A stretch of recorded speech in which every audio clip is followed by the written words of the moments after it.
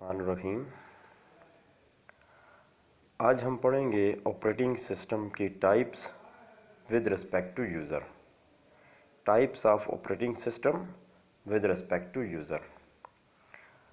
Lecture को गौर से सुनना है। इस लेक्चर के दौरान आपसे 2 क्वेश्चन किए जाएंगे, उनके आंसर कमेंट बॉक्स में आपने कमेंट कर देने हैं। तो चलिए स्टार्ट करते हैं।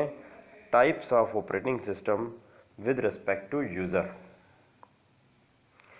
ऑपरेटिंग सिस्टम के बारे में हमने पढ़ा है कि ऑपरेटिंग सिस्टम एक ऐसा सॉफ्टवेयर होता है जो कि हमारे यूज़र और हार्डवेयर के दरमियान इंटरफेस का काम करता है। यूज़र अगर किसी भी हार्डवेयर रिसोर्स को एक्सेस करना चाहता है, फॉर एग्ज़ाम्पल उसे प्रिंटर की ज़रूरत है, सीपीयू की ज़रूरत है, हार्ड डिस्क की ज़रूरत है, रैम की ज़रूरत है, किसी भी रिसोर्स को एक्सेस करना चाहता है, तो ऑपरेटिंग सिस्टम एक इंटरफेस का रोल प्ले करता है। यूज़र किसी भी हार्डवेयर रिसोर्स को विदाउट ऑपरेटिंग सिस्टम एक्सेस नहीं कर सकता, या दूसरे लफ्ज़ों में हम कह सकते हैं अगर एक्सेस कर भी सकता है तो उसको एक्सेस करना इतना एफिशिएंट नहीं है। दूसरा, हमने ये भी डिस्कस किया था कि विदाउट ऑपरेटिंग सिस्टम यूज़र जो है अगर किसी भी हार्डवेयर रिसोर्स को एक्सेस करेगा तो उसके लिए उसको हार्डवेयर के बारे में, हार्डवेयर की कम्प्लेक्सिटीज़ के बारे में फुल नॉलेज होना ज़रूरी है। तो ऑपरेटिंग सिस्टम एक ब्रिज का काम करता है, एक इंटरफेस का काम करता है, जो जिसकी वजह से यूज़र जो है वो हार्डवेयर रिसोर्सेज को एफिशिएंट तरीके से एक्सेस कर सकता है। इसके अलावा अगर कोई भी एप्लीकेशन सॉफ्टवेयर को एक्सेस करना है या एप्लीकेशन सॉफ्टवेयर को इंस्टॉल करना है तो ऑपरेटिंग सिस्टम जो है वो यूज़र की हेल्प करता है। आगे इसकी टाइप्स पढ़ते हैं। पहली टाइप है जी सिंगल यूज़र ऑपरेटिंग सिस्टम और दूसरी है मल्टी यूज़र ऑपरेटिंग सिस्टम। जैसा कि नाम से पता चल रहा है, सिंगल यूज़र एक ऐसा ऑपरेटिंग सिस्टम जिसके अंदर एक ही यूज़र कंप्यूटर या उसके रिसोर्स को एक्सेस कर सके।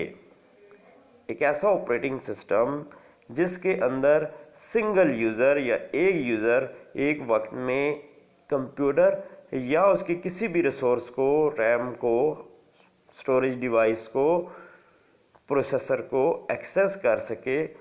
ऐसे ऑपरेटिंग सिस्टम को सिंगल यूज़र ऑपरेटिंग सिस्टम कहा जाता है।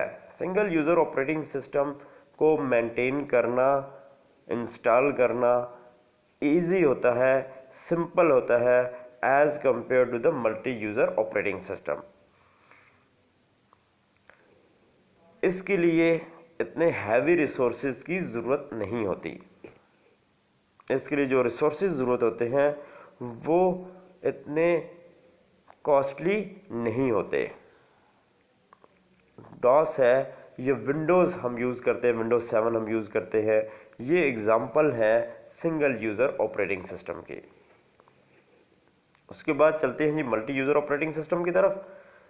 एक ऐसा ऑपरेटिंग सिस्टम जिसके अंदर multiple user, more than one user computer या इसकी रिसोर्सेज को एक्सेस कर सके।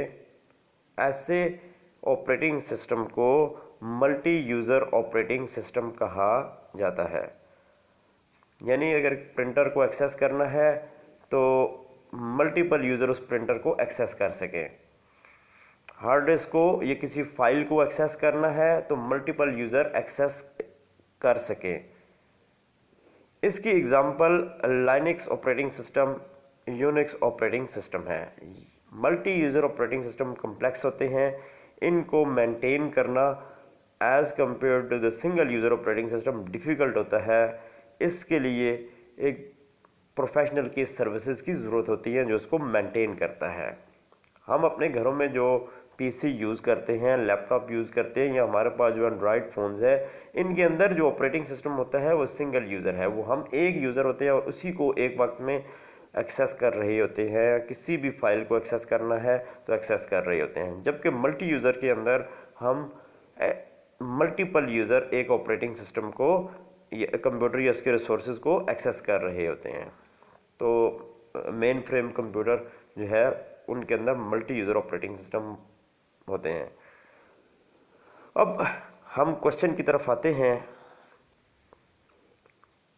पहला क्वेश्चन ये है कि कौन सा operating system comparatively simple operating system है जिसको मेंटेन करना आसान है, सिंगल यूज़र को या मल्टी यूज़र को मेंटेन करना आसान है। ये क्वेश्चन नंबर 1 है।